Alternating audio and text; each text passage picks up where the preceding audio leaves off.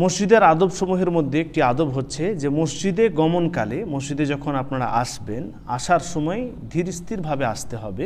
তাড়াহুড়ো করে এলে চলবে না, তাড়াহুড়ো করে আসতে আল্লাহ রসুল সাল্লাল্লাহু আলাইহি ওয়াসাল্লাম নিষেধ করেছেন। রাসূলুল্লাহ সাল্লাল্লাহু আলাইহি ওয়াসাল্লামের এ সম্পর্কে হাদিস রয়েছে, যে হাদিসটি ইমাম বুখারী রাহমাতুল্লাহ আলাইহি এবং ইমাম মুসলিম রাহমাতুল্লাহ আলাইহি নিজ নিজ গ্রন্থে নিয়ে এসেছেন। সেই হাদিসটি হচ্ছে, ইদা সামি'তুমুল ইকামা, যখন তোমরা ইকামত শুনবে, ইকামত যখন শুনতে পাবে, ফামশু ইলাস সালাত ওয়া আলাইকুম বিস-সাকিনা ওয়াল ওয়াকার, যখন তোমরা ইকামত শুনতে পাবে তখন সালাতের দিকে চলে হেঁটে আসবে, এবং ওয়া আলাইকুম বিস-সাকিনা ওয়াল ওয়াকার, তোমরা ধীরস্থিরতার সাথে এবং গাম্ভীর্য অবলম্বন করে আসবে।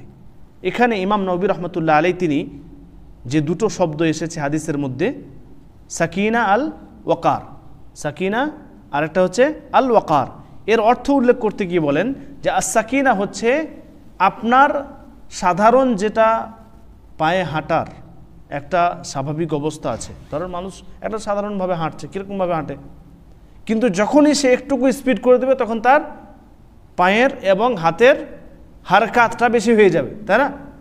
নড়াচড়াটা বেশি হবে না, দৌড় নেই।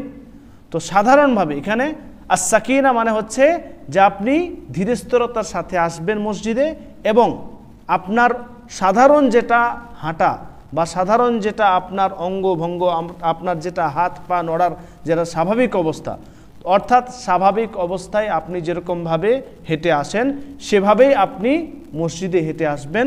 ওয়াল ওয়াকার এর অর্থ হচ্ছে যে আপনার মুখ থেকে যেন কোনো আওয়াজ বের না হয়ে যায়। আপনি যখন সাধারণভাবে হাঁটেন তখন কোনো আওয়াজ হয় মুখ থেকে, কিন্তু যখন একটুকু ছুটে আসবেন, যখন একটু দৌড় দিবেন, তখনই আপনার নিঃশ্বাসটা একটুকু বেশি জোরে বের হবে এবং আওয়াজ হবে। তো এটা যেন না হয়।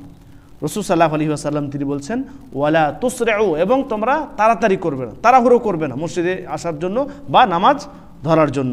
ফামা আদরাকতুম ফাসাল্লু ওয়া মা ফাতাকুম ফাতিমু, এবং যতটুকু সালাত তোমরা ইমামের সাথে পাবে ততটুকু ইমামের সাথে পড়ে নাও, এবং যেটুকু তোমাদের ছুটে গেছে, যেটুকু তোমরা পাওনি, যে রাকাত তোমার ছুটে গেছে সেটা নামাজ শেষ হয়ে গেলে, সালাম ফেরা হয়ে গেলে তুমি সম্পূর্ণ করবে।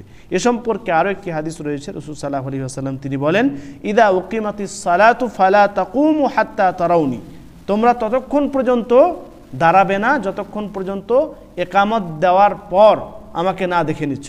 আলাইকুম বিস-সাকিনা, এবং অবশ্য জরুরি হচ্ছে তোমাদের ওপর যে ধীরস্থিরতা অবলম্বন করবে। অর্থাৎ এখানে মেন উদ্দেশ্য হচ্ছে যে তোমরা নামাজের জন্য তাড়াহুড়ো করবে না, কারণ নামাজ হচ্ছে এমন একটা ইবাদত যে ইবাদত আপনাকে ধীরস্থিরতার সাথে একদম আল্লাহ সুবহানাহু ওয়া তাআলাকে খুশি করার উদ্দেশ্যে ভালোভাবে ইবাদত করতে হবে। এরকম না যে তাড়াহুড়ো করে চলে গেলেন, রুকু সেজদা এমনভাবে করলেন যে মনে হচ্ছে আপনার ট্রেন ছুটে যাবে, আপনি এখনই কোথাও যাবেন মনে হয় যেন, এরকম করে একদম কাজ দায় সারা করে চলে গেলেন। জি না, নামাজ হচ্ছে সুকুনের সাথে, ধীরস্থিরতার সাথে মন লাগিয়ে নামাজ পড়া। মন লাগিয়ে নামাজ পড়া আজকালকার আমাদের মুসলিমদের মধ্যে দেখাই যায় না। দেখবেন অনেক মানুষ তারা ওই গেট থেকে যখনই দেখছে যে ইমাম সাহেব এই যে রুকু থেকে উঠে যাবে, ছুটতে এসে একদম কাতারে শামিল হয়ে গেল। অনেকে আছে আল্লাহু আকবার ওই দরজা থেকে বলতে বলতেই দাঁড়িয়ে যাচ্ছে। জি না, নামাজ হচ্ছে এমন একটি ইবাদত যেটা মন লাগিয়ে পড়তে হবে, যেটা ধীর স্থিরতার সাথে পড়তে হবে। আল্লাহ তাআলাকে এখানে খুশি করার উদ্দেশ্যে আসছেন, সেই ইবাদত এমনভাবে হতে হবে যাতে করে ইবাদতটি আল্লাহ সুবহানাহু ওয়া তাআলার দরবারে কবুল হয়। আমরা এমন নামাজ পড়ব না যে নামাজ পড়ে আমাদের না কোনো ফায়দা হবে আর না কোনো কিছুই হবে না। যদি এত স্পিডে নামাজ পড়েন, রুকু সেজদা ভালোভাবে না করেন, যেগুলো আরকান রয়েছে সেগুলো যদি ভালোভাবে আদায় না করেন, ওয়াজিবগুলো ভালোভাবে যদি আদায় না করেন, তাহলে নামাজ পড়ে কী লাভ হবে? তাহলে আপনি উজু করে কষ্ট করে এখানে এলেন, 10 মিনিট 15 মিনিট সময় লাগালেন, কোনোই ফায়দা হলো না, তাহলে কী লাভ হলো? তাই আমাদের ইবাদত এমন হতে হবে যেন সেই ইবাদত আল্লাহ তাআলার দরবারে কবুল হয়। তাই মসজিদে যখন আমরা আসব তখন ধীরস্থিরতার সাথে আসব। মসজিদে যখন ইবাদত করতে শুরু করব ধীরস্থিরতার সাথে। এমন নয় যে তাড়াহুড়ো করে ইবাদত করে চলে যাব, এমন নয় যে এমন করে ইবাদত করব যে ইবাদত দেখলে মনে হবে যে ইবাদত করছে না, বরং শুধু খেলতামাশা করতে আসছে। তো ইনশাআল্লাহ আমরা ইবাদত ধীরস্থিরতার সাথে করার চেষ্টা করব, এবং মসজিদে যখন আসব তখন ছুটে আসবো না, ধীরস্থিরতার সাথে আসার চেষ্টা করব। যেরকমভাবে আমরা সাধারণভাবে হেঁটে আসি সেভাবে আসার চেষ্টা করব। ইনশাআল্লাহ আল্লাহ তাআলা এতেই আমাদের জন্য ভালাই রেখেছেন।